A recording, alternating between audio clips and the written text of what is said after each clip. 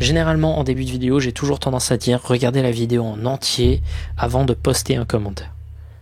Là, c'est pareil. Mais comme c'est une vidéo très longue, j'ai pas envie forcément que si ça vous fasse chier, que vous avez envie de donner un commentaire vraiment très négatif, etc., ou juste une critique très constructive, etc., j'ai pas envie, vraiment pas, que vous vous sentiez tout simplement muselé par la longueur de la vidéo. Alors j'ai réalisé une sorte de post-conclusion à la fin, toute fin de la vidéo, que vous pouvez aller regarder dès lors que vous avez envie de poster un commentaire dans la hâte, pour avoir le maximum d'informations, pour être sûr de ne pas dire quelque chose que je vais déjà dire dans la vidéo, et pour avoir l'intégralité de ma vision sur ce que je m'apprête à réaliser. Il est simplement extrêmement important que vous le fassiez, parce que j'essaye de réaliser quelque chose de très clair et de très précis avec cette vidéo, et j'espère que vous allez vous en rendre compte. Bonjour à tous. Ça faisait depuis pas mal de temps que je n'avais pas réalisé de vidéo, et c'est pour une raison simple, je bosse sur beaucoup de grosses vidéos, et celle-ci en fait partie. Alors, comment vous expliquer ce qui s'est passé pour en arriver jusque-là? Bon, on va revenir jusqu'au début de l'histoire. À la base, je voulais réaliser une vidéo intitulée « Les 3 livestreams les plus flippants sur Internet ». Mon objectif était de tout simplement trouver 3 livestreams qui se sont passés ou qui sont en train de se passer actuellement, qui font peur aux gens sur Internet de manière assez générale. Je comptais parler de choses dont j'avais éventuellement déjà pu parler, mais pas sur ma chaîne et de manière plutôt raccourcie, comme par exemple le livestream de Chip-chan, un livestream d'une femme japonaise qui, si j'ai bien compris, le livestream se serait terminé il y a quelques années, mais en tout cas depuis environ 2006, une femme japonaise filmait le moindre de ses faits et gestes dans sa maison qu'elle ne quittait presque jamais. Elle était visiblement atteinte de narcolepsie et disait que la raison pour laquelle elle s'endormait constamment dans des positions très inconfortables, c'était parce que quelqu'un la contrôlait mentalement et qu'il s'agissait d'un flic corrompu. Bref, une affaire vraiment super bizarre, mais en tout cas un truc est sûr, pendant plus de 10 ans, elle était en live tous les jours, continuellement, et semblait ne jamais, ou presque jamais, quitter son appartement. Et je voulais parler de ce genre de choses, ce genre de live stream qui ont duré hyper longtemps, tellement longtemps que ça ne pouvait plus être juste des trolls, ou parler tout simplement de choses atroces qui se sont passées durant des live streams. Genre par exemple, je vous en avais parlé dans la face cachée de YouTube numéro 1, j'avais pu m'intéresser à la chaîne de Golden Rebel 25, chaîne de mapping qui était un enfant qui était atteint d'une maladie grave, qui serait mort, mais qui, plusieurs années après sa mort, aurait réalisé un livestream de A à Z, et toute une affaire a été réalisée pour savoir qui a réalisé ce livestream et qui était réellement derrière Golden Rebel 25. Je pouvais parler de ce genre de choses, ou aussi j'avais sur mon radar une chaîne du nom de Meglove sur Twitch que m'a présenté mon pote Armoff, un live stream réalisé par une femme japonaise, encore une fois, qui serait une streameuse plutôt classique, à la seule différence que sur son live stream il y avait un message sur l'écran constamment disant que la personne en question était triste et de ne pas parler de sa poitrine qui était extrêmement proéminente au point que ça en soit presque dérangeant. Et bref, aussi là il y a eu des enquêtes, etc., pour comprendre ce qui se passait dans ces affaires, etc. Et on n'en parlera pas aujourd'hui. On n'en parlera pas parce que sur mon radar, il y a quelque chose qui s'est placé et qui a pris l'intégralité de mon attention depuis quelque temps. J'ai voulu traiter dans la vidéo en question que je voulais réaliser de sites internet, de live stream de webcam.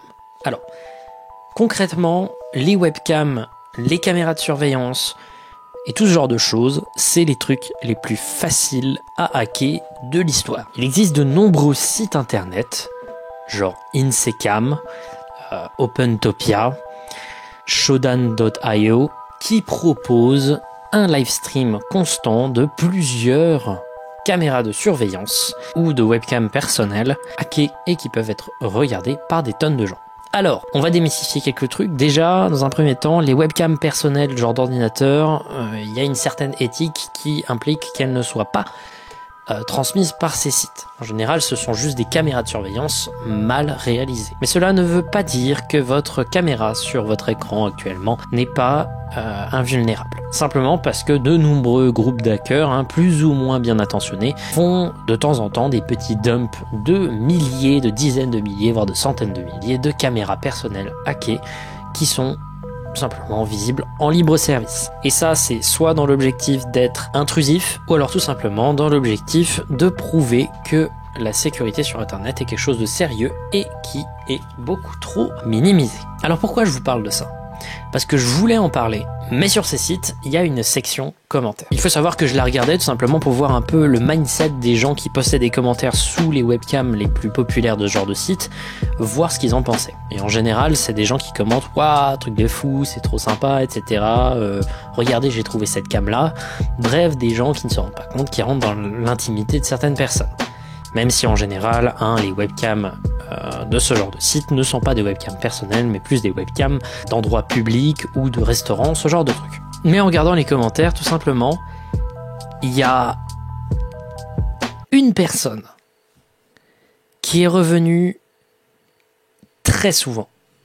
Son pseudonyme était une variation d'un même mot, et vous allez comprendre, je ne vais pas trop donner d'informations sur ce sur quoi je suis tombé, mais le pseudonyme était plutôt cohérent à chaque fois, et c'était à chaque fois le même message, linkant vers un site, en disant « Venez voir ce site-là », sans le moindre information supplémentaire.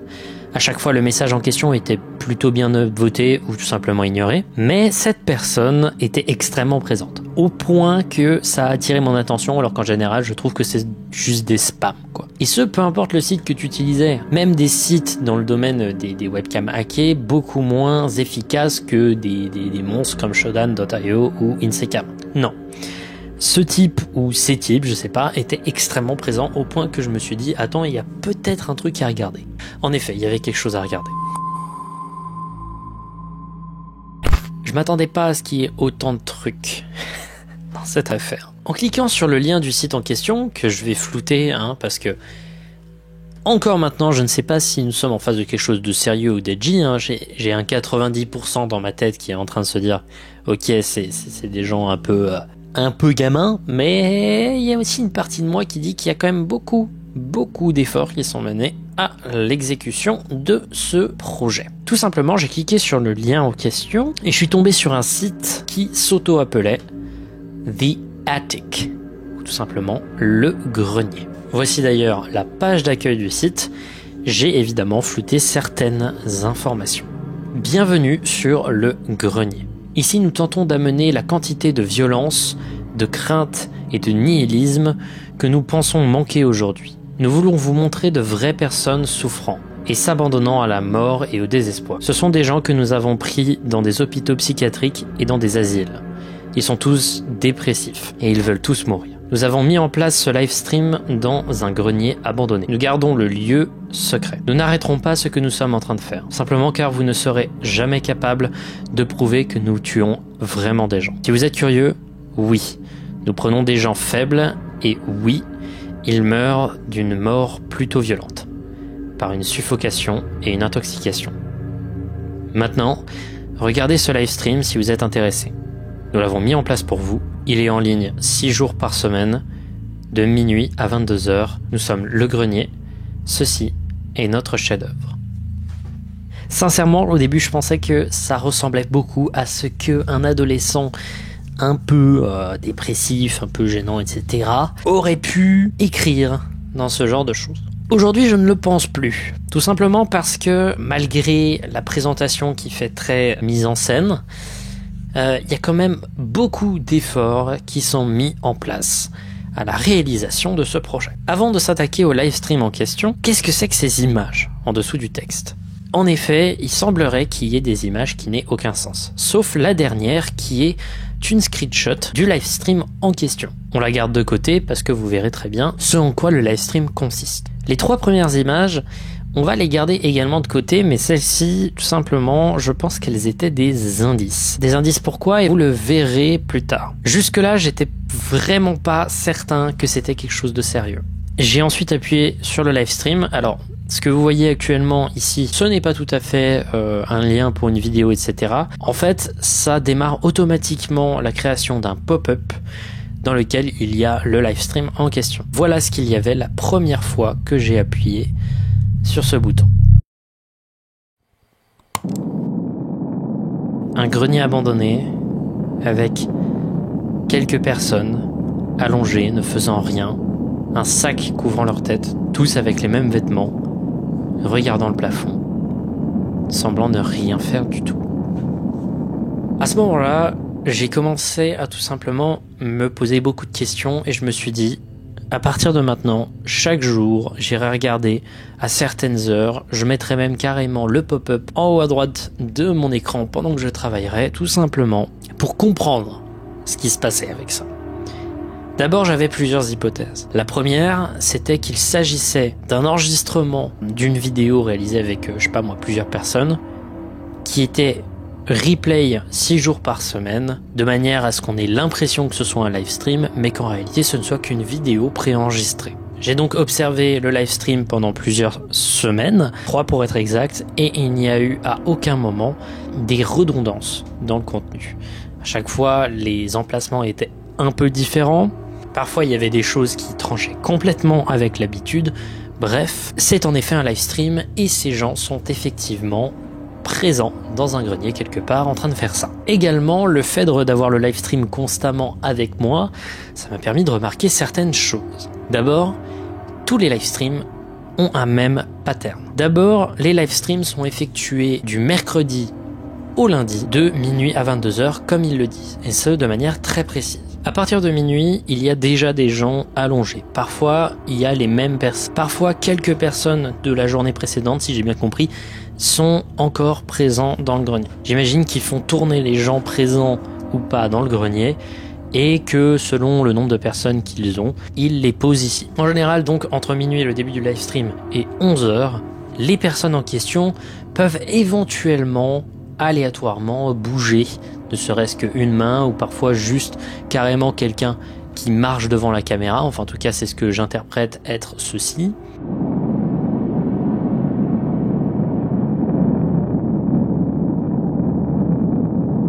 Bref, il semblerait que certaines personnes ne soient pas tout à fait comme prévu en train de mourir. Ensuite, à 11h, tout change.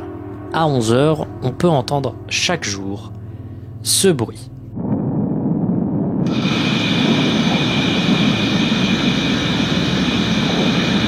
Il dure approximativement entre 6 et 8 minutes. Et en général, c'est accompagné soit d'une ou deux personnes qui bougent de manière assez insistante, en train de trembler, etc.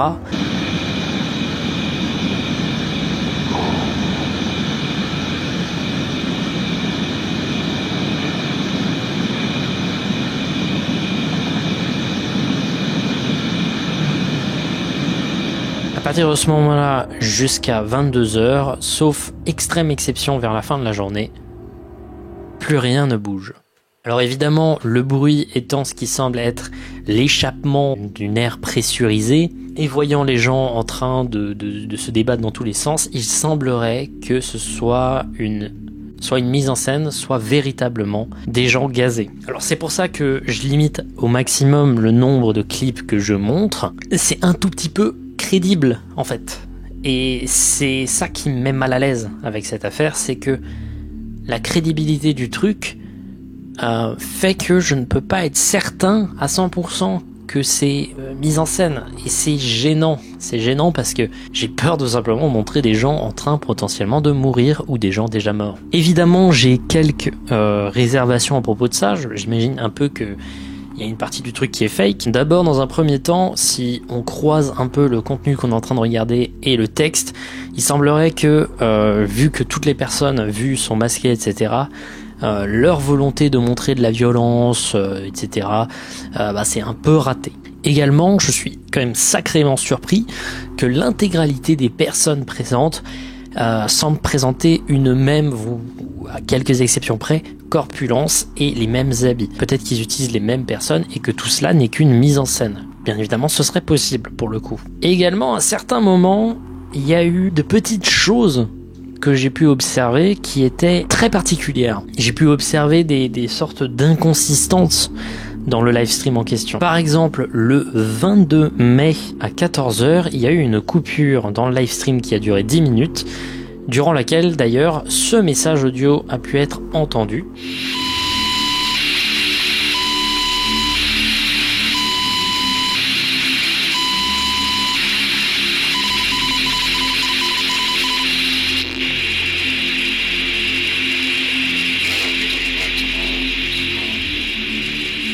Ce message audio est constitué de bips réguliers jusqu'à ce qu'un message en morse apparaisse. Ce message en morse signifie corridor, ce qui signifie couloir. Et ce genre de truc, ça ressemble au genre de truc qu'on peut voir dans des ARG. Donc j'ai commencé à me dire, c'est probablement un ARG. Ce qui franchement peut être cohérent. Également, à certains moments, la mise en scène pendant un jour entier était très différente. À l'exception évidemment de ce bruit de pchit qu'on peut entendre tous les jours à 11h. Par exemple, le 16 mai, j'ai pu observer un live stream entier où il n'y avait qu'une seule personne au centre, comme sur la 4e image de la page d'accueil du site. Je pourrais continuer à vous raconter un peu toutes les choses étranges que j'ai pu remarquer dans ce live stream, vous montrer des échantillons de gens qui tremblent, semblent mourir tout simplement, mais j'ai pas très envie. Je peux juste continuer à vous dire qu'on est en face de quelque chose de quand même assez particulier.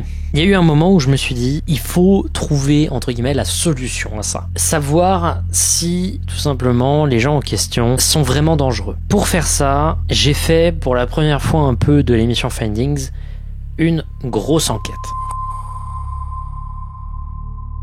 D'abord, dans un premier temps, un des détails qui a fait que j'ai voulu m'intéresser à ce sujet, c'était que les messages qu'ils postaient sur les sites de webcam hackés n'étaient pas tous en anglais. Il y en avait certains qui étaient en français. Et en général, sur Internet, quand quelqu'un s'exprime en français et en anglais, c'est généralement qu'il est francophone. C'est une des raisons pour laquelle je me suis autant intéressé au truc, parce que je me suis dit, ça sent le truc francophone, ça m'intéresserait de parler de quelque chose de français, quoi. Je me suis donc dit, essayons de trouver le moindre information qui pourrait prouver que c'est francophone, et même le mieux du mieux, ce serait que ce soit français. Alors j'ai commencé à checker un peu, essayer de relever l'IP d'où provenait le live stream, etc. J'ai essayé de regarder toutes les informations possibles, notamment des informations présentes dans le code source de la page. Regarder le code source d'une page internet un peu flippante et particulière et un peu cryptique, en général, c'est un des trucs les plus évidents à faire quand on a un ARG en face de nous. Et là, comme j'étais pas certain, je l'ai fait.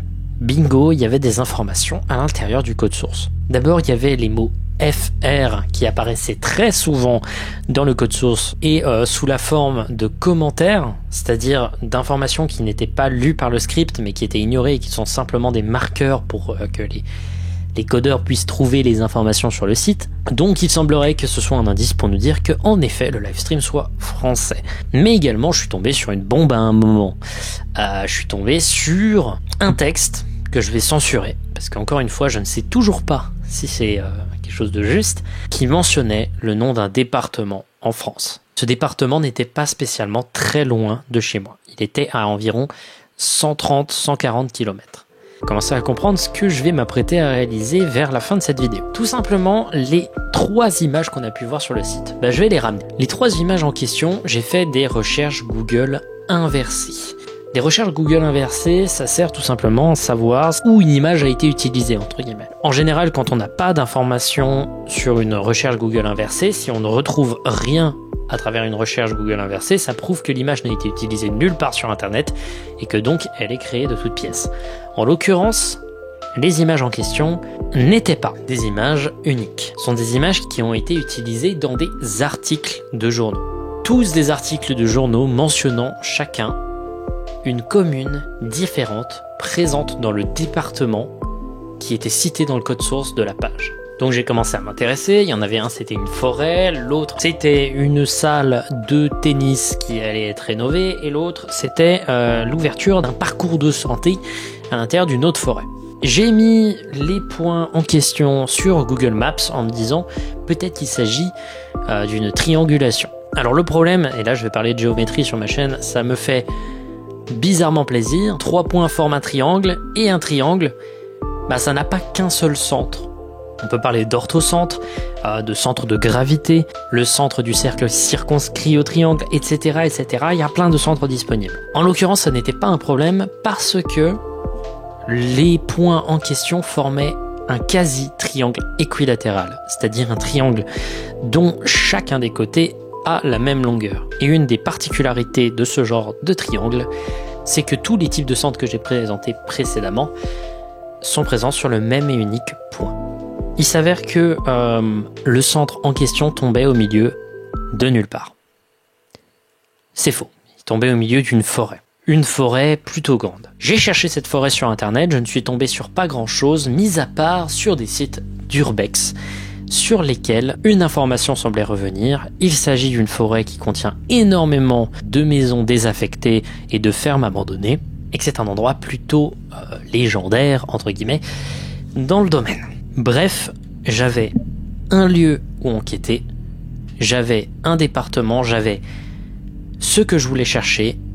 Maintenant, il manquait plus que de trouver des endroits à vérifier. Je me suis dit, on va chercher, on va essayer de pointer par internet des nombreux endroits qui pourraient correspondre à des endroits abandonnés dans le lieu en question pour faire en sorte de tracer un itinéraire à prendre pour voir le maximum de lieux abandonnés qui correspondent à peu près à ce que je cherche, c'est-à-dire un endroit avec un toit en triangle avec un bâtiment suffisamment grand qui soit abandonné et non pas un endroit qui a été acheté, etc., etc. L'objectif, c'était de trouver un endroit qui corresponde à ce que je voulais trouver. Je me suis réalisé un petit chemin. Ce lieu est à 130 km de chez moi. C'est très très peu. Et mais quelle chance que de tomber sur ça. Et chose étrange, alors que j'enregistre cette vidéo, je viens de me rendre compte que les messages, les commentaires en question qui avaient été réalisés pour la première fois faisant des pubs pour ce site ont tous été supprimés. Je ne sais pas pourquoi ils ont fait ça, mais en tout cas, ça ne va pas m'empêcher tout simplement de m'y rendre. Aujourd'hui encore, le live stream est toujours en ligne et je vais me rendre pendant le jour où tout simplement il ne live stream pas. C'est très con de faire ce que je m'apprête à faire parce que déjà dans un premier temps, je ne suis absolument pas sûr que je vais tomber sur quoi que ce soit. Parce que même si j'ai bossé vraiment faire mon maximum pour réaliser un peu la petite enquête dont j'étais fier, je ne sais absolument pas si je vais tomber sur quoi que ce soit. Également, il y a énormément d'endroits qui sont notés comme abandonnés sur certains sites, mais qui, sur d'autres sites, notamment Google Maps, nous annoncent que c'est des terrains qui ont été achetés. Également, il ne s'agit pas forcément tout à fait d'une forêt, c'est plus une série de clairières entourée par une série de mini-forêts, mais qui est considérée comme une forêt aujourd'hui. Soit je trouve l'origine de ce live stream, j'arrive à me rendre dans l'endroit abandonné en question, et truc de fou, j'arrive à tout simplement filmer l'endroit qui est montré dans ces live streams, soit tout simplement j'aurais fait un peu d'urbex et de trucs qui me feraient fait flipper quoi. Je pars demain. C'est probablement une des pires idées que j'ai jamais eues.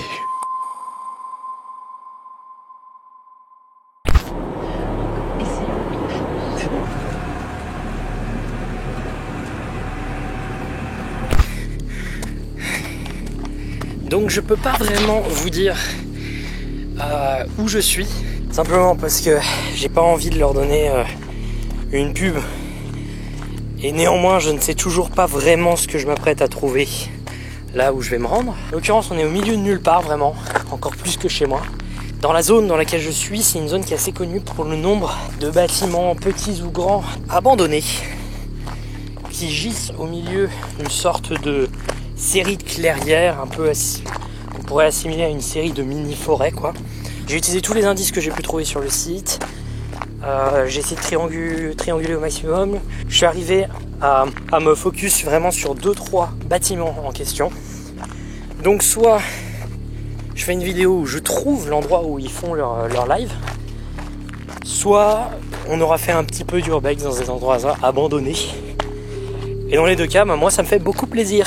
Fact intéressant, il y a beaucoup de petites routes, alors qui passent de manière un peu subtile du béton, de la route classique, asphalte, etc. Mais qui passent de ça donc à des routes en terre. Et de manière assez intéressante, sur Google Street View, ça s'arrête très tôt dans les routes en fait. Donc là on est juste à côté d'une petite ferme. Et l'entrée de la forêt est là. Ah, on a l'impression vraiment de s'enfermer genre dans un trou, mais genre sans issue quoi. Ah c'est creepy. Je vais bientôt devoir utiliser ma lampe torche.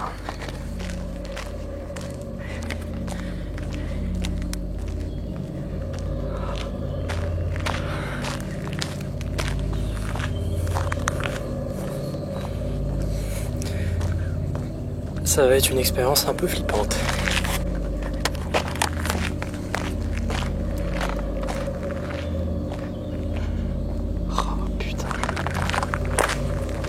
La caméra, durant l'intégralité de cette séquence, est plutôt de mauvaise qualité, tout simplement parce qu'il fallait que j'enregistre pendant longtemps et être sûr de voir dans le noir, mais également il y a eu beaucoup de problèmes de focus. Donc je tenais à vous montrer mes excuses si tout est un peu flou.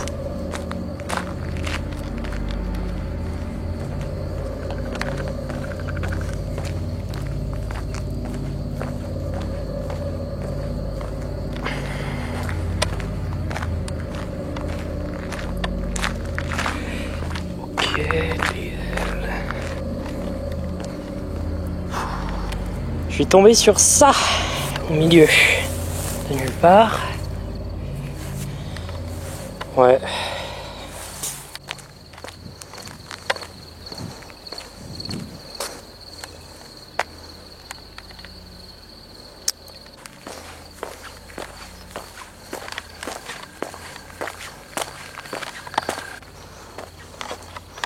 Il y a encore de l'électricité qui se balade, donc on n'est pas encore vraiment dans les endroits complètement abandonnés.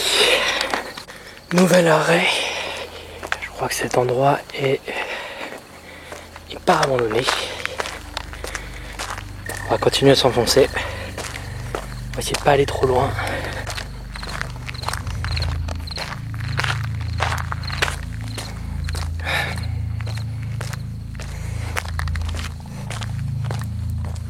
Ça se ressent pas actuellement là à travers la vidéo, mais en réalité l'ambiance elle était ultra pesante.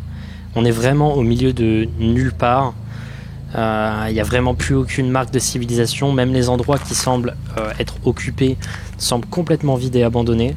Et lentement vous allez voir que l'ambiance va s'empirer au fur et à mesure que la nuit va tomber.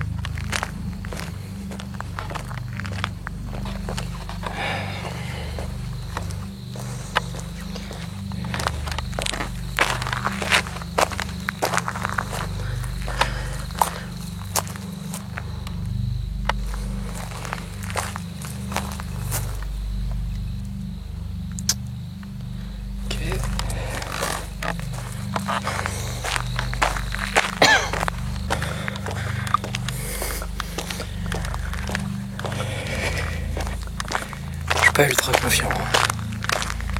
Je suis pas ultra confiant. À partir de ce moment-là, ça faisait déjà depuis à peu près, allez, on va dire 20 minutes, 30 minutes que je marchais. J'étais passé à côté de nombreux endroits qui en fait étaient des propriétés privées et je pensais que c'était abandonné. Et là, au loin, on peut voir une sorte de ferme qui était mon prochain arrêt.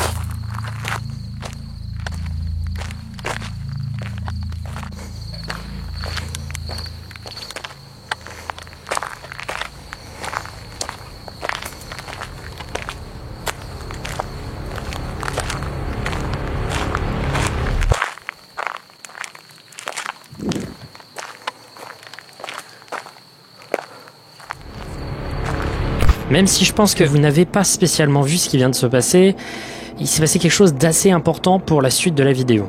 Alors que je marchais vers cette maison qui était présumément abandonnée, et ce, selon toutes les sources que j'avais vues sur internet, une lumière a commencé à arriver du petit boîtier blanc que vous pouvez voir au-dessus sur l'arbre. C'est simple, je m'étais fait entre guillemets repérer par un système de surveillance. Cet endroit n'était pas abandonné. À partir de ce moment-là, je suis sorti du chemin que j'avais originalement prévu de prendre par Google Maps et mon chemin a été de plus en plus difficile à retrouver.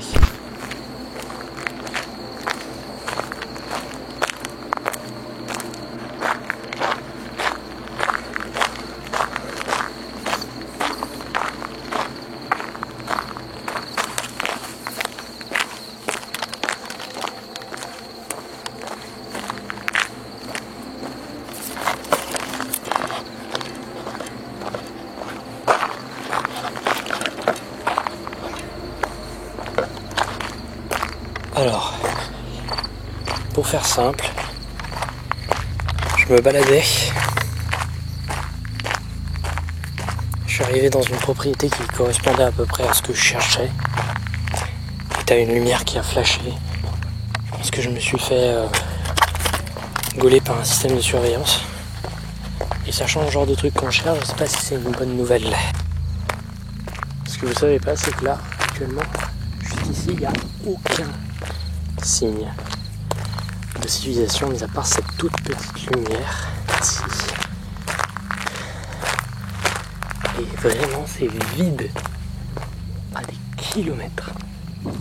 Ce qui me met mal à l'aise, c'est que vraiment, il y a des propriétés privées de partout. Oh putain.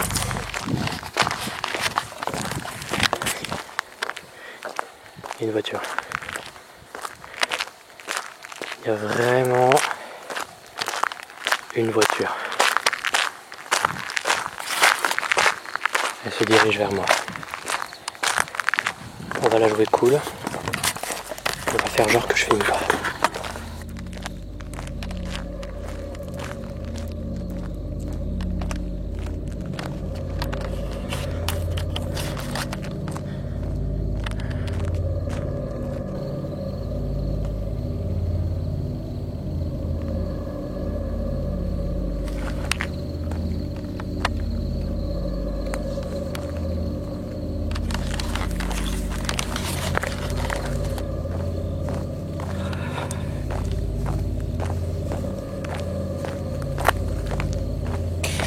Le problème avec tout ça, en fait, c'est que tout se ressemble. Vraiment tout.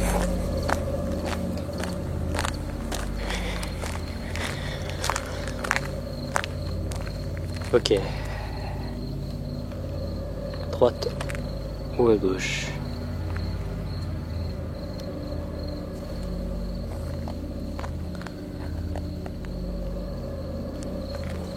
Je crois que c'est à gauche.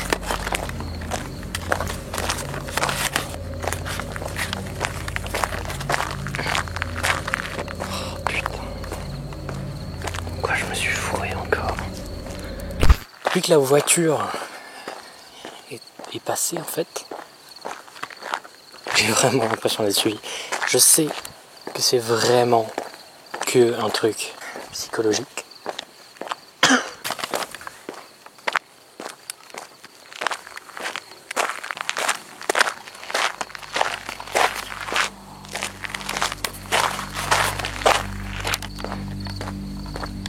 J'ai l'impression un peu de reconnaître les endroits. Mais je suis pas certain du tout. En fait, c'est quand même un peu un problème.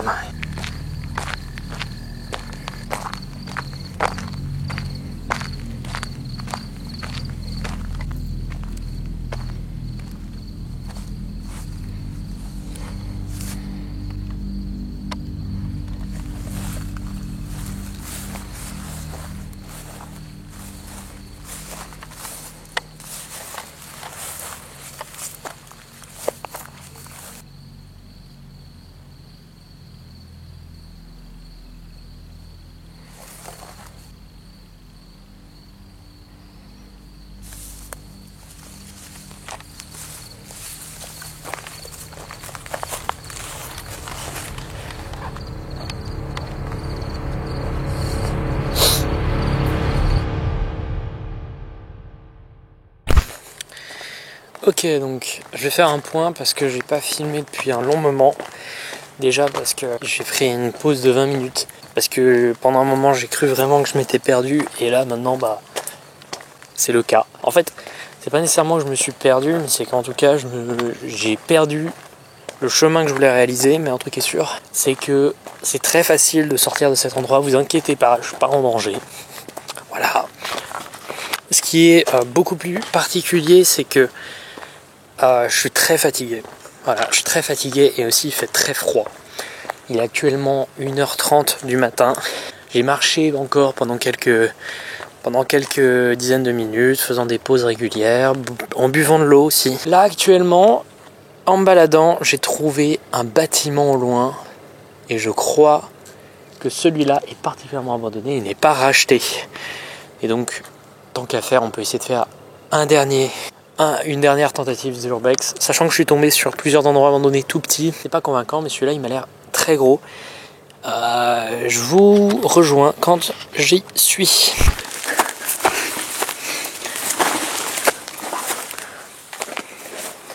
Oh putain.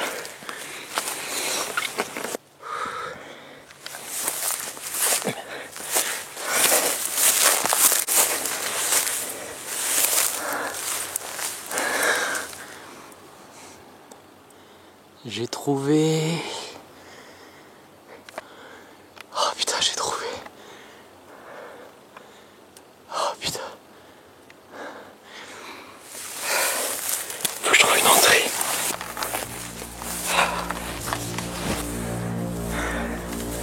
Ah, c'est vraiment pas entretenu. Hein.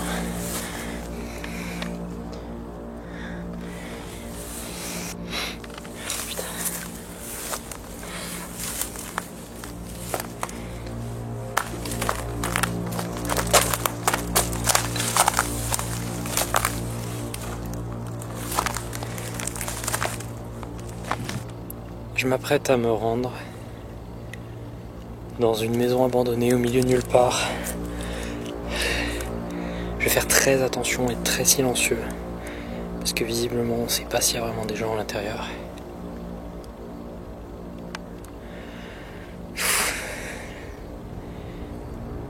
Allez.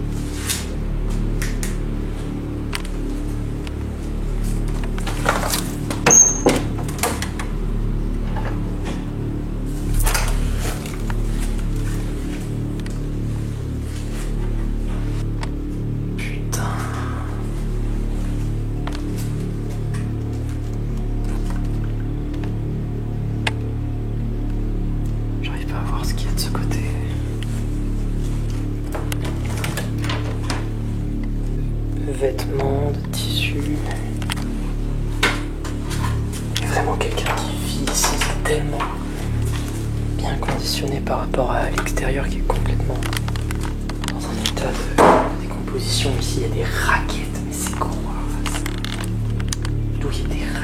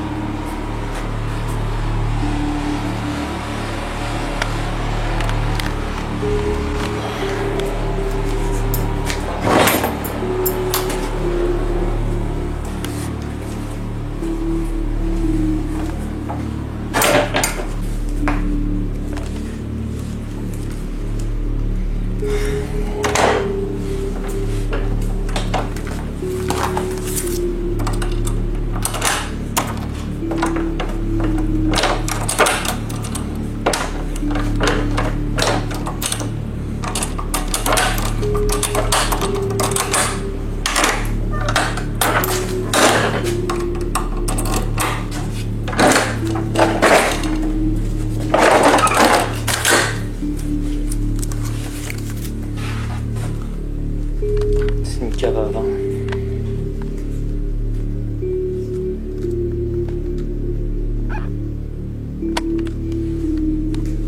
Putain, mais ils ont combien de thunes ici, quoi.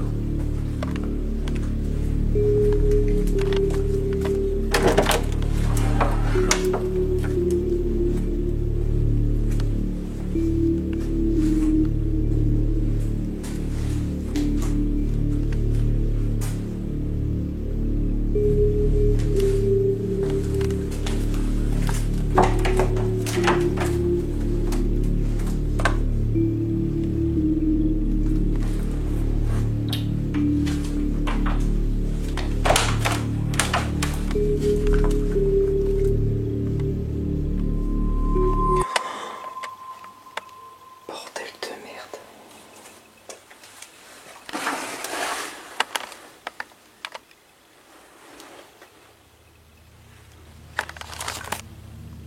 C'est des fusils.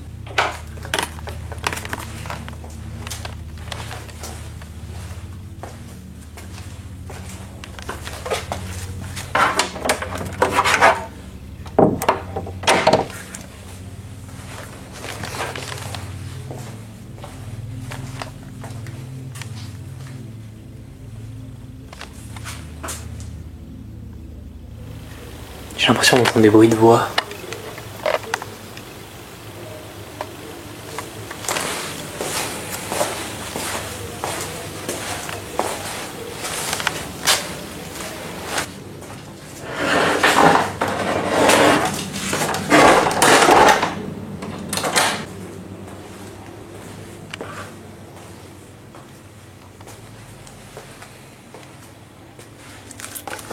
Oh putain.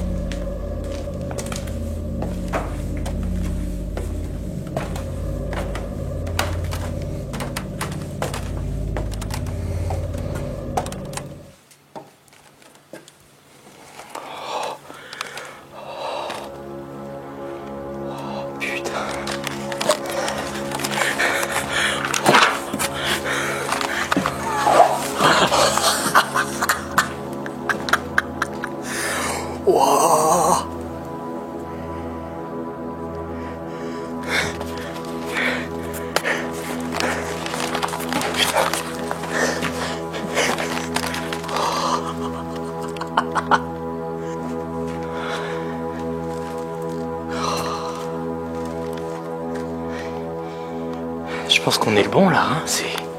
Ça peut être que ça. Oh putain. Oh putain. Le même tas. Le même fond. Oh putain.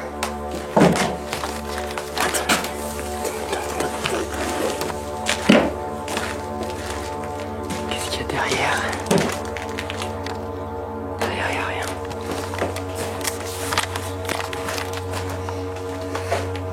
Il n'y a rien, c'est... Ok. La lumière vient de là. Il y a un spot. Il y a bel et bien un spot de lumière. Oh, putain. On l'a fait. Ok, il faut que je...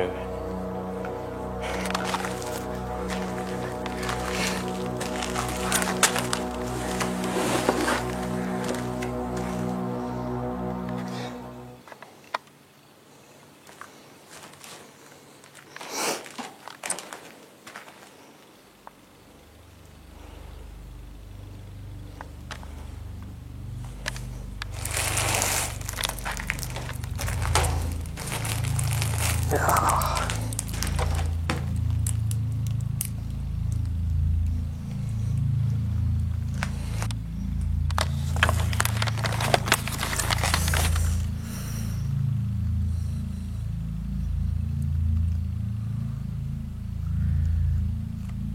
L'ambiance est particulière.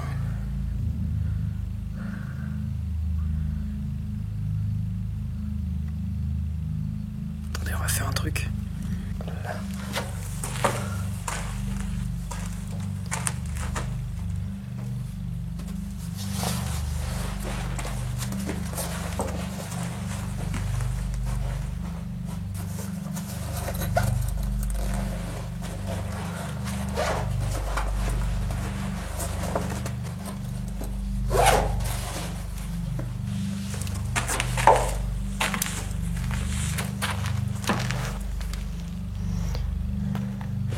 Je vais faire un test dictaphone.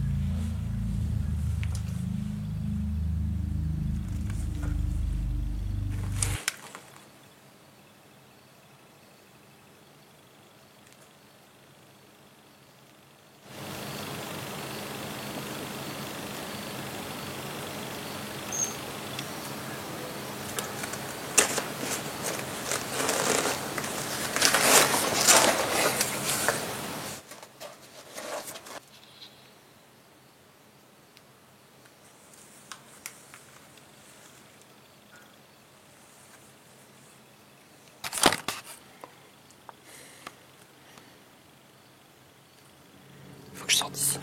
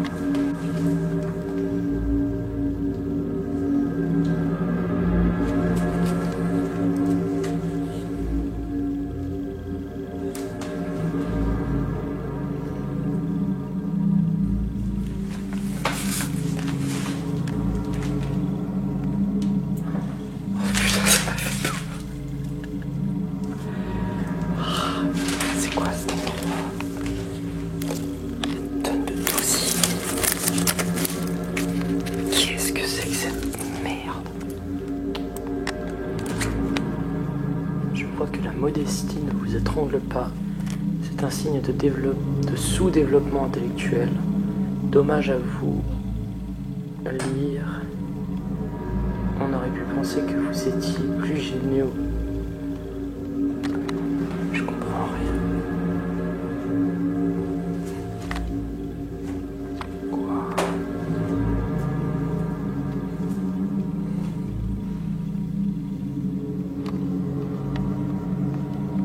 Putain.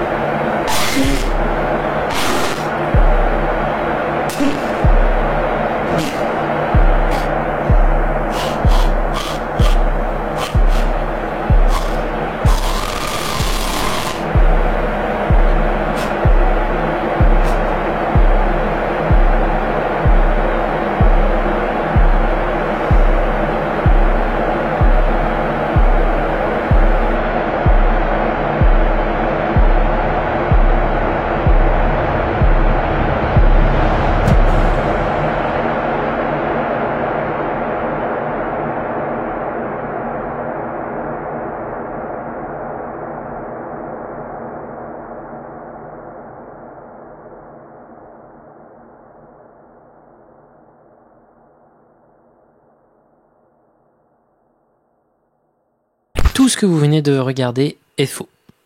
À partir du moment où j'arrête de parler de live streams qui ont effectivement existé sur Internet, l'intégralité de ce que j'ai raconté et tout ce que j'ai vécu dans la partie filmée, etc., found footage, tout cela est faux. Vous le saviez probablement. Pourquoi j'ai fait ça? Alors, c'est pas la première fois que je le fais, mais pourquoi? En fait, ça va être cette post-conclusion va être tout simplement importante pour moi, tout simplement pour vous dire pourquoi je réalise ce genre de choses. Et est-ce que, parce que c'est une chose qui revient très régulièrement, est-ce que vous avez vraiment perdu votre temps? Non. Non, vous n'avez pas perdu votre temps parce que chacune de ces petites vidéos parsemées au milieu de mes autres vidéos qui peuvent être beaucoup plus factuelles, chacune de ces vidéos est un pas en plus vers plus d'appréhension de votre part quand vous abordez du contenu sur Internet. En l'occurrence, à partir de quel moment avez-vous commencé à ne plus y croire? Parce que j'ai vraiment fait de façon graduelle, j'essaie vraiment de penser clairement comment j'allais réaliser cette vidéo, comment j'allais m'exprimer dans cette vidéo par rapport aux autres vidéos, comment j'allais essayer d'être le plus convaincant et lentement être de moins en moins convaincant. À partir de quel moment vous avez commencé à arrêter d'avoir peur parce que vous y croyez ou que vous y croyez un peu, jusqu'au moment où vous vous êtes dit c'est sûr, c'est fake. Alors évidemment, il y a un moment vers la fin où on sent vraiment que c'est mis en scène, etc. Et ça devient plus un peu moi qui m'exprime avec des images sans plus d'autres informations, quoi. Mais à partir de quel moment vous avez commencé? Et ça, c'est très important et c'est très intéressant. Parce que j'ai utilisé énormément de codes issus des trucs les plus convaincants d'Internet. Et lentement, j'ai utilisé de plus en plus de codes de trucs beaucoup moins convaincants et plus des trucs qui tiennent du film d'horreur.